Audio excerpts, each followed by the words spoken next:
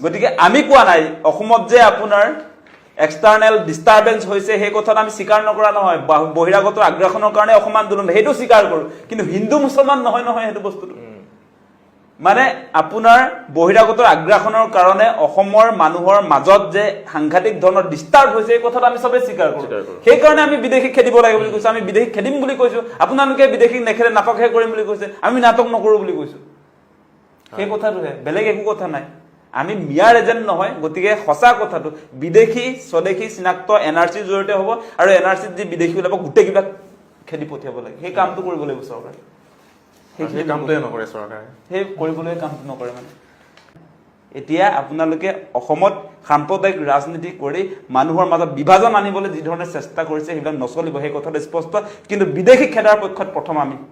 আমি যাম খেদিবৰ কাৰণে এতিয়া আমাক বিদেশী নালাগে বুলি কৈছো আজি তেওঁলোকে যিটো পাৰ্টিয়ে বিদেশী খেদিম বুলি কৈছিলে এতিয়া আপোনাৰ বিদেশী হ'বলৈ গৈ থকা বিদেশী ন্যায়াধিকৰণত যিটো গোচৰ চলি আছে তেওঁলোকৰ আপোনাৰ স্বদেশী বনালে নাই তাত কিয় মাতবোল নাই আপোনালোকৰ